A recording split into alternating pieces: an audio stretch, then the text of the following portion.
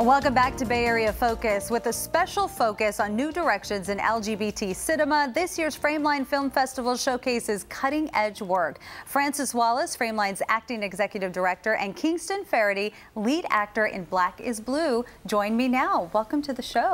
Thank you. It's Thank a pleasure. you so much. Well, first, let's talk about the festival. This is the first and largest LGBT film festival? Yeah, it certainly is. It started 38 years ago in San Francisco, and we are the world's largest with over 214 films. And the festival this year will run June 19th through the 29th. That's amazing. So how many people are in attendance every year? About 65,000, yes. And what kind of films? Tell me about some of the films goodness, this year. we have the most cutting-edge kind of LGBT films in the world, basically. Narrative, documentaries and shorts. We really begin the process in the fall of the previous year, and we attend like Toronto, Sundance, the Berlinale, and then we get a huge number of film submissions as well. So we basically just select what we think is going to stretch LGBT cinema. Well, speaking of that, Black is Blue. Yes. Tell me about this film. It is legendary Black lesbian director Cheryl Dunye's latest short film. Black is Blue is a film that chronicles the life of a Black transgender man living in Oakland.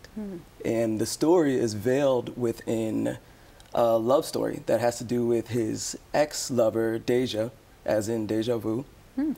And through this love story unfolding, we get to witness the experiences that Black has as a transgender man living in Oakland and the various issues that he faces in society. And we're looking at some of the pictures. You are the lead actor in this. I am. So that's great. Tell me about the importance of a film like this. It's critical for a few different reasons. One, it highlights Black transgender men, a community of people that we don't ever get to see in mainstream media, especially. And it also highlights Oakland, which is we don't get to see a lot. We don't get to see a lot of great news around Oakland, at least. And this story allows the audience to not only fall in love with the character Black as a transgender man, but also to fall in love with the city of Oakland and to build new relationships with both of those important parts. Yeah, that's great. How do you feel about having its world premiere at the festival? It must be great. I am so excited. I think that I couldn't have dreamed of anything better, honestly. And you've seen the film? I have seen the film, yes. And Cheryl Dunye has been associated with Frameline, I think, for almost 20 years, actually. She's a very famous African-American director, Watermelon Woman, too, that was produced. And we're just really excited. It's part of a trans men's shorts program that we have, and it's just exceptional. It's part of the work that we do and what we hope to exhibit. And directors such as Cheryl Dunye tend to push all of those boundaries. And we've heard the importance of this film. Why do you think audiences will connect with this at the festival? It's a very human story, as well as it being a trans male story. It's also, it's a human story, it's a love story, it's locally based, it's beautifully shot too, and Kingston does an extraordinary job in, I think you're almost in every shot.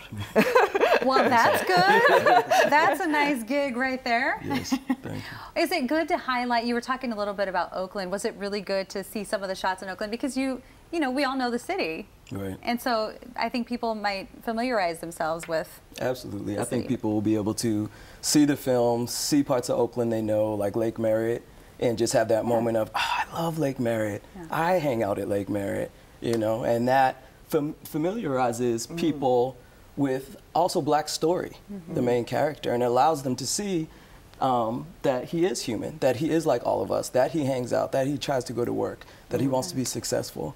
So all of the films, that's exciting for this 38th year of the festival, but also George Takei is going to make an appearance. The wondrous Star Trek's famous... Sulu from Star Trek. Yes. It will be joining us with his husband. He's actually receiving the Frameline Award this year.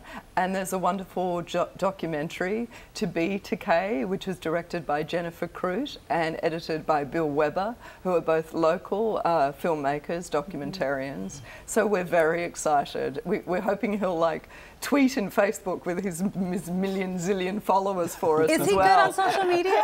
I think he's after Lady Gaga on Facebook. Really? Actually, yeah, and he's a huge Twitterer. Did you say Twitterer? I think Tweeter. I'm not sure. Yeah, I think You can tell I'm a little old Tweeter, school. something like that. Tell me about this special series, the new storytelling.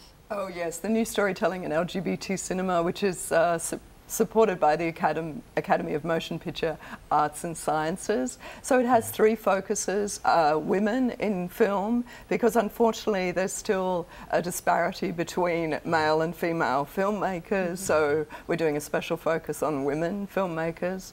We're also doing a focus on digital distribution and the best way to get your film out there online, basically. That's the hard part. That's One the of the hard hardest part. parts, yeah. And like we're a non-profit, we're a small player in what Sure. huge, conglomerates are still trying to work out too. So Well, it's a fascinating media. Thank you so Yeah. much for coming on the show. Good luck with the festival. Good luck Thanks so with the much. film. Thank you. Thank you so much. And for more information on the Frameline Film Fest, please log on to frameline.org. Again, that's frameline.org.